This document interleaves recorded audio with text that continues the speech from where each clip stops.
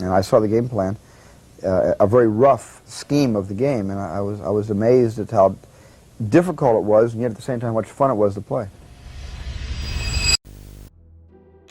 You ever hear about a video game so bad it literally helped destroy an entire company?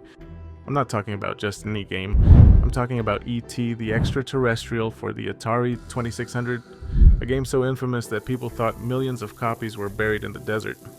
And guess what? They were right.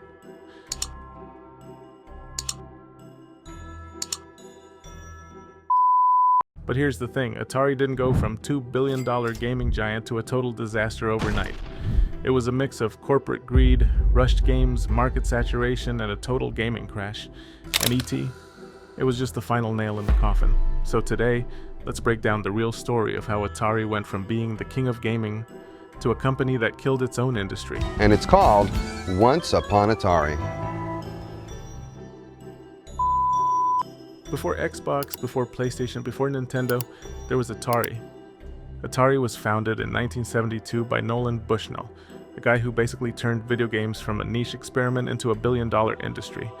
Bushnell was inspired by a 1962 game called Space War and saw potential in making something similar for arcades. His first attempt, Computer Space, which flopped because it was too complicated. But then, he and his partner Ted Dabney created Pong. That simple bouncing ball game, it exploded. By 1974, Atari had installed 8,000 Pong machines in bars, restaurants, and amusement parks, and that was just the beginning. In 1976, Bushnell made a big decision. He sold Atari to Warner Communications for $28 million. Why? Because Bushnell had a vision: home gaming.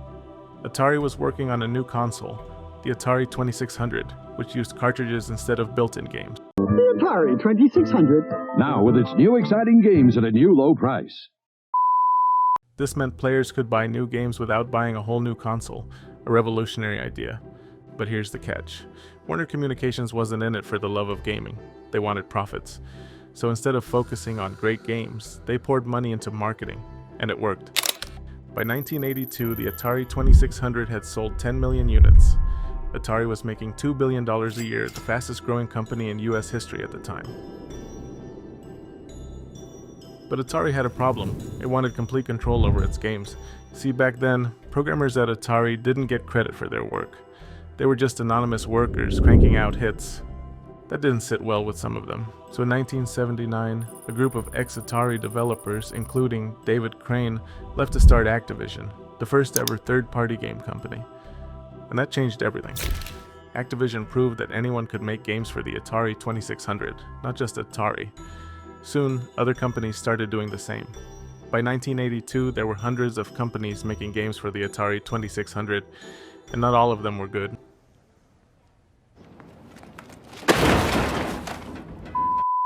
In fact, most of them were terrible. The market was getting flooded with low-quality games, and Atari, they weren't stopping it. They were too busy printing money, or so they thought. Then came the first real sign that things were falling apart: Pac-Man for the Atari 2600. Pac-Man was the biggest arcade game in the world, so Atari figured they'd sell millions of copies, and they did, 7 million units. But here's the thing. The game sucked. The colors were wrong. The ghosts flickered. The gameplay was choppy. It was a disaster. Atari had overproduced 12 million copies, but 5 million were unsold. That meant millions of cartridges were just sitting in warehouses. And if that wasn't bad enough, Atari's next move would make things even worse. After Pac-Man, Atari decided to go all in on a movie tie-in game. They spent $25 million, the biggest gaming deal ever at the time, to get the rights to ET the Extraterrestrial.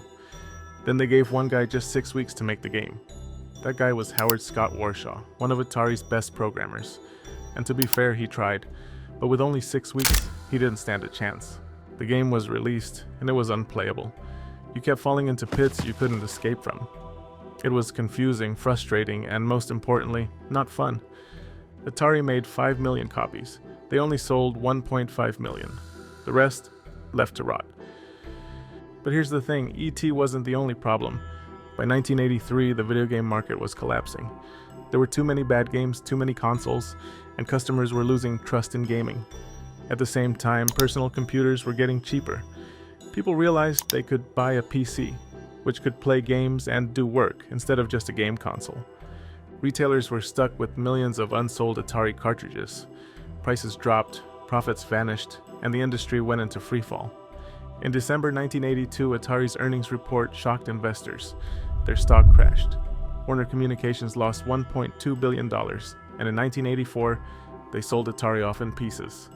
The golden age of Atari, completely over. For years, people thought Atari had buried its failures, literally. And in 2014, it turned out to be true. A landfill in Alamogordo, New Mexico was dug up, and inside, hundreds of unsold ET cartridges. It was a real-life graveyard for gaming's biggest failure. But here's the twist. Atari's failure actually saved gaming. Because in 1985, Nintendo released the NES and they did things differently. They controlled game quality, made sure third-party developers made good games, and rebuilt trust in video games. So in a weird way, Atari's disaster paved the way for modern gaming. Without Atari's fall, we might not have gotten Mario, Zelda, PlayStation, Xbox, any of it. So what do you think? Was ET really the worst game ever, or was Atari doomed no matter what? Let me know in the comments.